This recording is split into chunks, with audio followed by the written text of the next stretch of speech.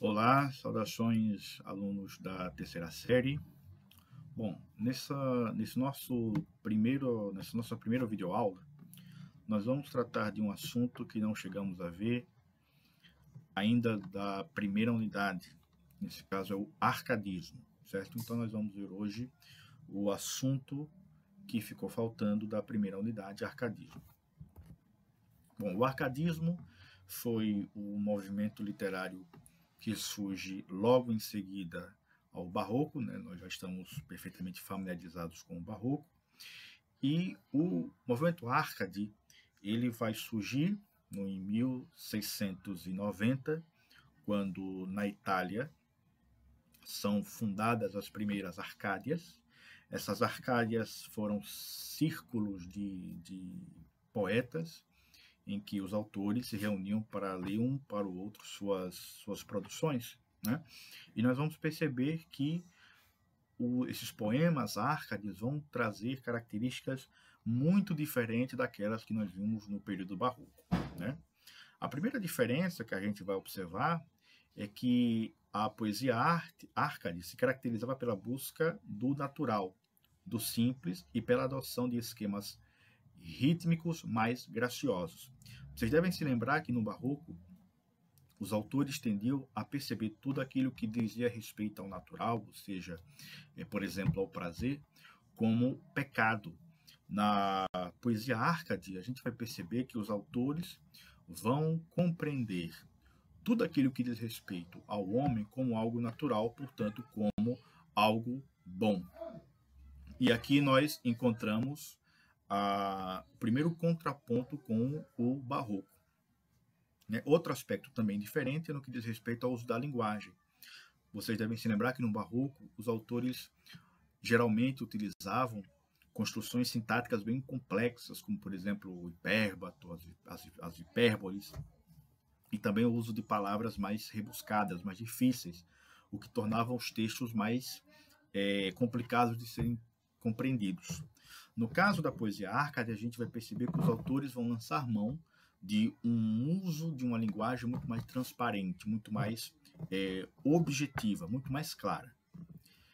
Tenta conciliar a natureza e os afetos comuns do homem, refletido através da tradição clássica. Então, é interessante dizer que o arcadismo também foi considerado uma espécie de neoclassicismo. Relembrando, né, o classicismo foi aquela corrente, aquela escola literária que surge em seguida ao humanismo, no século XVI, e o classicismo foi uma releitura da produção cultural e artística greco-romana. Então, no século XVII, a gente vai ver os ideais do classicismo sendo reutilizado pelos poetas Árcades. E como eu falei, né, os poetas Árcades vão entender tudo aquilo que diz respeito aos afetos e sentimentos humanos como algo natural, portanto, como algo positivo e não como pecado, como era visto pelos autores do período barroco. Ideologicamente, representou a crítica da burguesia culta ascendente à nobreza e ao clero. Daí a razão dos poetas Árcades receberem a alcunha de ilustrados, né?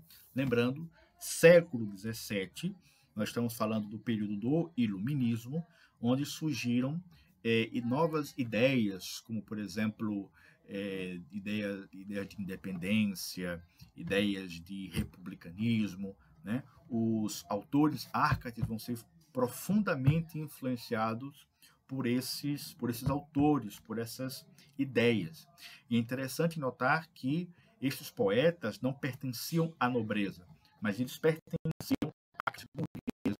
Aqui no Brasil, os nossos poetas Árcades, eles foram todos, em sua esmagadora maioria, indivíduos que estavam ligados à atividade da mineração, né? Então não eram pessoas que tinham título de nobreza, mas foram pessoas que conseguiram galgar uma posição social de privilégio por conta do fator econômico, né? A poesia Árcade procurava o verossímil, conceito herdado da poesia renascentista, que tinha por fundamento a noção da arte como cópia da natureza. Então, como esses autores, né, eles eram também chamados de neoclássicos, inspirados pelos valores artísticos e culturais da antiguidade clássica greco-romana. Esses autores entendiam que a finalidade da arte era refletir fielmente a realidade, a natureza. Exaltava a natureza como um ambiente propício à liberdade, em oposição à vida na corte e na cidade. Daí a razão da exploração de temáticas bucólicas. Né? O que seriam as temáticas bucólicas? São temas que têm a ver com a vida no campo, né? A lida com gado, a lida com ovelha, coisas desse tipo. Né? Então, esses poetas entendiam a natureza, né? O ambiente do campo, como um ambiente de liberdade, como um ambiente que faz bem ao homem. Isso em oposição à vida na cidade, que seria uma vida em que o homem teria que se revestir, né, de alguns paradigmas, de algumas convenções, e por isso ele não teria a liberdade de ser ele mesmo, ele teria que ser aquilo que a sociedade espera dele. No ambiente natural, o homem pode ser aquilo que ele de fato é, sem se preocupar em contrariar as convenções da sociedade. Vamos ver aqui um poema do Cláudio Manuel da Costa, que foi o primeiro poeta arcade brasileiro, onde a gente vai perceber essas características do arcadismo. Se trata de um soneto. Torno a ver-vos, ó montes, o destino aqui me torna a pôr neste outeiro, onde o tempo os gabões deixei grosseiros, pelo traje da corte, rico e fino. Aqui estou entre almendro, entre corino, os meus fiéis, meus doces companheiros, vendo correr os míseros vaqueiros atrás de seu cansado desatino. Se o bem desta choupana pode tanto, que chega a ter mais preço e mais valia que da cidade o lisonjeiro encanto.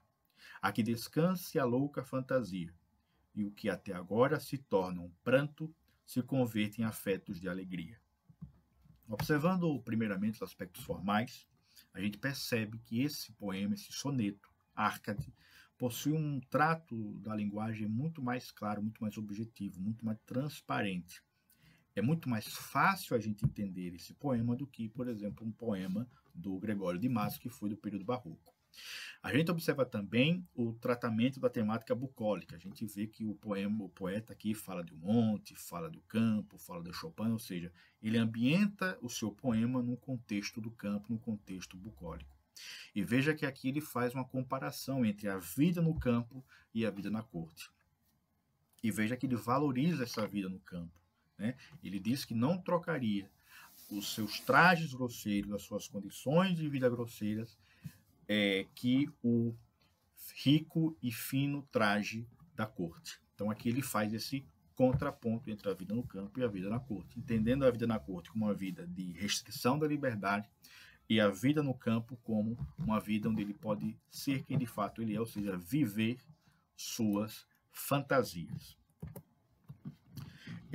Vamos ver agora os principais autores de suas obras do período arcade na literatura brasileira. O primeiro que a gente vai ver aqui é o Cláudio Manuel da Costa, que é ele que começa com o arcadismo no Brasil.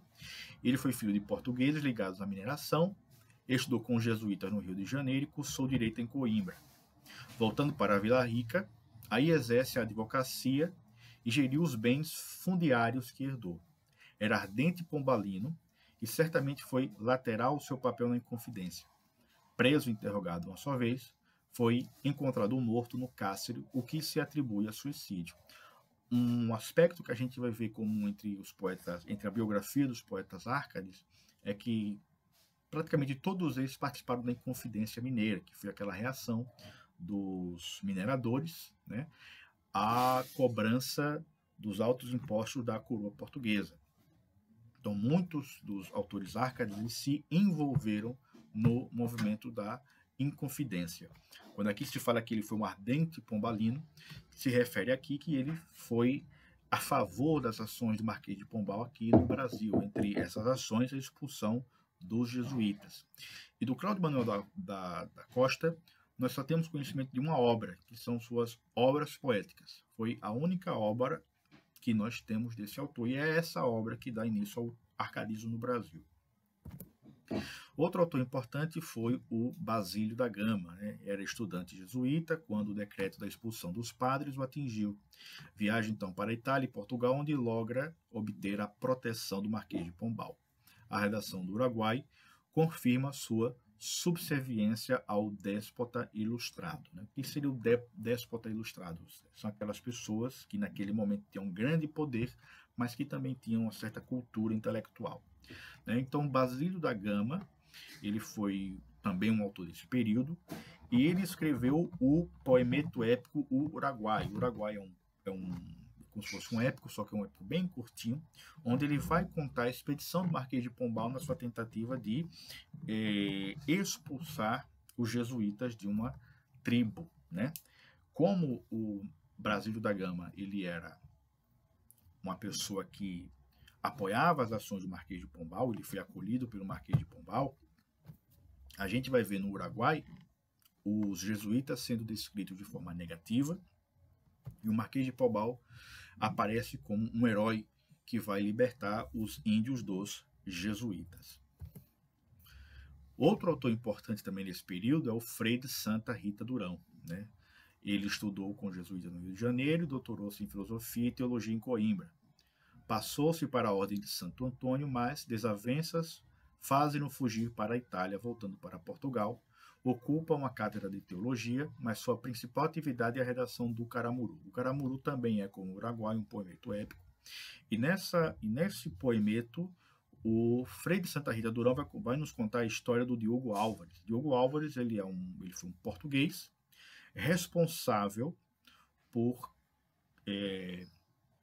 digamos assim, civilizar os índios da tribo Tupinambá. Então, é interessante a figura de Diogo Álvares porque ele é um herói civilizador. O feito dele foi o quê? Foi civilizar essa tribo.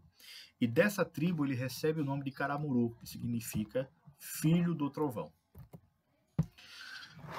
Nós também tivemos o Tomás Antônio Gonzaga, né, que foi o filho de magistrado brasileiro, passou a infância na Bahia, formou-se em Direito em Coimbra, exerceu a magistratura em Beja durante alguns anos. Em 1782, chega a Vila Rica para exercer a ouvidoria e a procuradoria.